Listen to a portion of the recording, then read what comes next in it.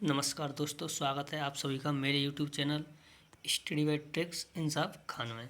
आज की वीडियो में आप देखेंगे संख्या पद्धति का भाग 2, जिसमें 10 अति महत्वपूर्ण प्रश्न हैं, जिनमें से कुछ प्रश्नों को आपको स्वयं करना है। तो बिना समय गवाए वीडियो को प्रारंभ करते हैं। तो आज का पहला प्रश्न है, ये रहा। प्रश्न नंबर 1 है, 2 अंकों वाली एक संख्या और 2 अंकों वाली एक संख्या और संख्या के अंकों के योग का अनुपात 4:1 है। यदि उस संख्या में इकाई वाला अंक दहाई वाले अंक से 3 ज़्यादा है तो वह संख्या क्या होगी। तो दोस्तों, इस प्रकार के प्रश्नों को आप लोग हमेशा विकल्पों की सहायता से करें। जैसे कि इसमें पहला वाला विकल्प दे रखा है 47। कितना दे रखा है? 47। तो यहाँ पर यानी कि आप ध्यान देंगे कि यदि उस संख्या के इकाई वाला अंक दहाई वाले अंक से 3 ज़्यादा है, तो यहाँ पर आप देखेंगे कि इकाई वाला अंक दहाई वाले अंक से 3 ज़्यादा है, यानी कि तीनों ही विकल्पों में ये बात सही है, आप देख सकते हैं। उसके बाद आप पहला वाला देखते हैं कि 2 अंकों वाली एक संख्या और संख्या के अंकों का योग का अनुपात यानी कि दे रखा है 4:1। तो देखो, इन चारों में इनका योग देखते हैं तो 4 + 7 = 11। यहाँ पर इनका योग होगा 6 और 9 15, और इसका योग होगा यहाँ पर यानी कि 9, 3 और 6 9, और इसका योग होगा आपका यानी कि 7। अब यहाँ पर इनका आपको अनुपात देखना है, यानी कि पहले ऑप्शन से देखते हैं 47:11, जो कि इसका पहला यानी कि 4 नहीं है, तो ये वाला गलत हो जाएगा। दूसरा लेंगे आप 6 और 9 में यानी कि 69:15। आप इसको काटेंगे तो इसको 3 से काटेंगे तो 23:5, ये भी क्या है? गलत हो जाएगा। अब आप ऑप्शन नंबर 3 देखेंगे 36 यानी कि 36 इसके अंकों का योग था आपका 15 यानी कि 9। कितना था? 9। इसको आप 4 से काटेंगे तो 9 से काटेंगे 4 बार, 9 से ये 1 बार, यानी कितना आ गया? 4:1। ये यहाँ पर अनुपात दे रखा है, इसलिए इस प्रश्न का सही आंसर होगा ऑप्शन नंबर सी यानी कि 36। क्वेश्चन नंबर नेक्स्ट, 4 लगातार विषम संख्याओं का औसत 40 है तो सबसे बड़ी संख्या क्या होगी। तो यहाँ पर हम 4 लगातार विषम संख्याओं का औसत 40 है, तो मान के चलो आपकी पहली संख्या ये रही, दूसरी ये रही, तीसरी ये रही, चौथी ये रही। 4 लगातार आपकी विषम संख्याएं का औसत 40 दे रखा है। कितना दे रखा है? 40। तो यहाँ पर आपको यानी कि 40, ये 40 है तो 2 इधर होंगी और 2 इधर होंगी, तो 40 से पहले जस्ट पहले 39 और इससे एक जस्ट पहले 37। यहाँ पर 40 से जस्ट बाद में 41 और अगली 43, यानी तो इसमें मुझे सबसे बड़ी संख्या कौन सी होगी? 43 होगी। ये इसकी पहली विधि थी। इसकी विधि नंबर सेकंड, अगर इसको आप यानी कि मेथड से करना चाहेंगे तो ये इसका मेथड रहेगा कि जैसे कि यहाँ पर आपके दे रखे हैं कि माना 4 क्रमांक संख्या माननी पड़ेगी आपको। पहली मानेंगे x, अगली माने x + 2, क्योंकि विषम संख्या हमेशा 2 के अंतर में पाई जाती है, इसलिए 2 बढ़ा के मानेंगे। तीसरी x + 4, चौथी x + 6।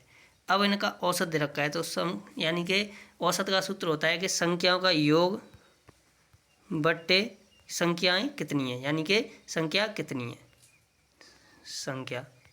तो संख्याओं का आपका योग करना पड़ेगा, तो ये चारों संख्याओं का आप जोड़ेंगे, संख्या 4 तो इसलिए नीचे 4।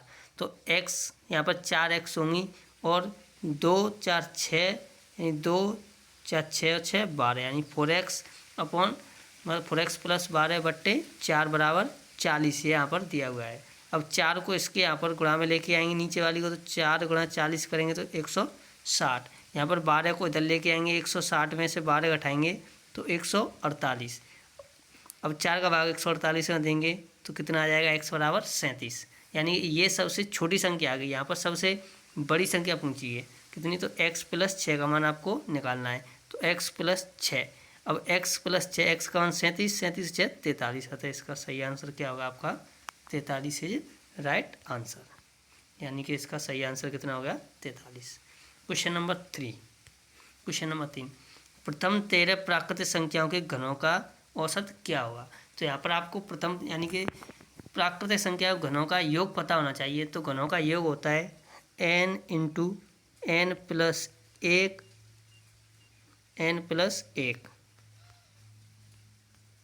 बट्टे 2n बट्टे ये होता है। और इसका होता है आपका वर्ग, इसका होता है वर्ग, ये होता है यानी कि योग का सूत्र। अब यहाँ पर आपको औसत निकालना है, तो औसत के लिए संख्या n का भाग देते हैं, तो ये n, इसलिए इससे आपका यानी कि ये प्रश्न होगा। तो देखते हैं कैसे होगा। तो n प्राकृतिक संख्याओं के घनों का योग, ये इसका यानी कि ये इसका यानी कि क्या है, n प्राकृतिक संख्या घनों का योग। यहाँ पर n बराबर 13 दे रखा है, n बराबर कितना दे रखा है 13। तो संख्याओं का योग निकालेंगे तो n का वर्ग यानी 13 गुणा 13 और 13 प्लस 1 इसका वर्ग बट्टे यानी कि 4। इसको सॉल्व करेंगे आप, 13 गुणा 13, 13 प्लस 1 14 का वर्ग। और औसत के लिए यहाँ पर आपको n नीचे लगाना पड़ेगा, राशियों का योग बट्टे राशियों संख्या यानी संख्या कितनी 13।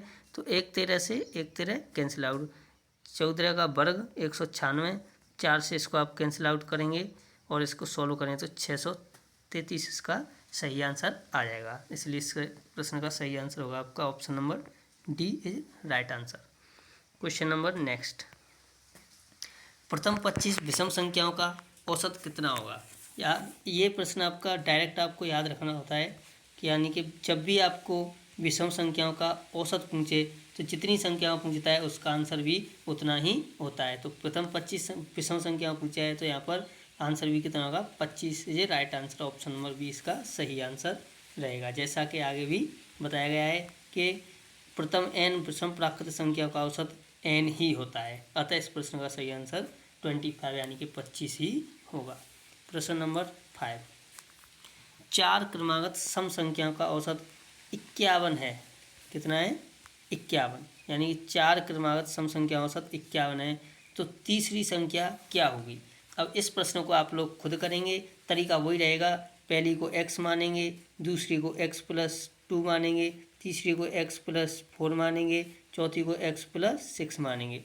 ये संख्या दे रखी हैं, सूत्र वही लगेगा, राशियों का योग बट्टे राशियों की संख्या, इनको जोड़ के 4 का भाग देंगे और इस हिसाब से आप इस प्रश्न को खुद करेंगे। तो बताना इस प्रश्न का सही आंसर क्या होगा।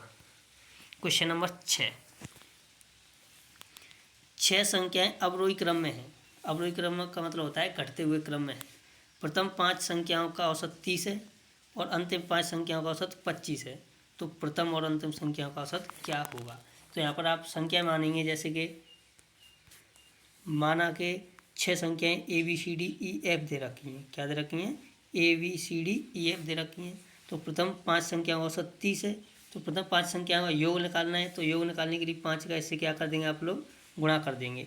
तो ABCDE तक आप निकालेंगे तो 30 गुणा 5 यानी कि 150। उसके बाद अंतिम 5 संख्याओं का योग निकालेंगे तो यानी कि अंतिम 5 BCDEF, ये यहाँ पर भी इनका योग निकालें तो 25 गुणा 5 करें तो 125। अब समीकरण 1 में से समीकरण 2 को घटाएंगे तो यहाँ पर ये BCDEF से आपका BCDE कट जाएगा और A माइनस एफ यानी 150 माइनस 125 घटाएंगे तो आंसर आएगा 25 यानी कि 25। इसका B option is right answer. Question number next, question number 7, प्रथम 5 अभाज्य संख्याओं का औसत कितना होगा।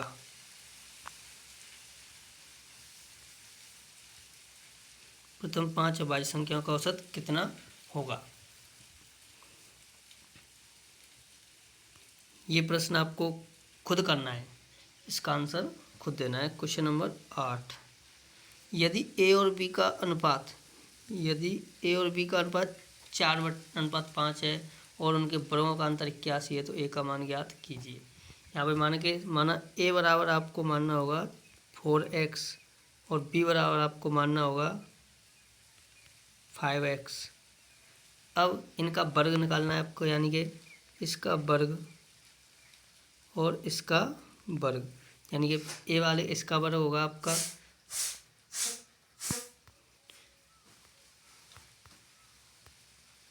4x का वर्ग होगा 16x स्क्वायर और इसका वर्ग होगा आपका यानी कि 25x स्क्वायर। इन दोनों का अंतर यानी 25x स्क्वायर और 16x स्क्वायर का अंतर दे आएगा आपका 9x स्क्वायर। और इसका मान दे रखा है आपका 81। कितना दे रखा है? 81। अब इसको आगे सॉल्व करेंगे आप, यानी कि 9x² का मान 81, 9 का यहाँ पर भाग देंगे, x² बराबर 81/9, यानी कि 9, x का मान आ जाएगा आपका 3। तो यहाँ पर पूछा क्या है क्वेश्चन में, पूछा है कि a का मान क्या होगा। a हमने माना है 4x, यानी कि 4 गुणा 3, 4 तिया 12, इसका राइट आंसर a होगा। इसका ये रहा, इसका सॉल्यूशन भी दे रखा है जैसा कि बताया गया है। इसका सॉल्यूशन है ए, इसका right answer. Question number next, question number 9 है a³ 2 का क्यूब प्लस 3 का क्यूब प्लस 10 का क्यूब का मान क्या होगा। ये आपके विकल्प दे रखे हैं। तो इस प्रश्न का ये रहा सॉल्यूशन कि n प्राकृतिक घन संख्याओं का योग, ये सूत्र अभी लिखा हुआ है। n बराबर 10, तो n बराबर 10 और n बराबर 10, n + 1, यहाँ पर 10 + 1, इसको सॉल्व करेंगे तो 55 का वर्ग, 55 वर्ग होता है 3025। तो इस प्रश्न का सही आंसर होगा आपका option number B is right answer. Question number 10, यदि 373p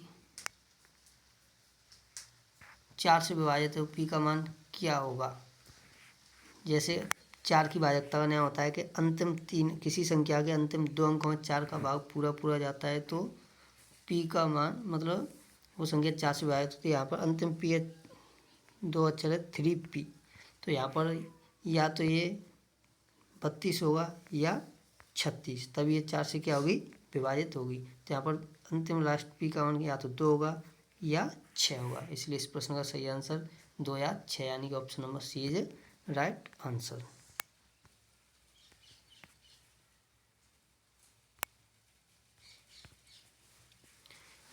अगर आपको ये वीडियो अच्छी लगी हो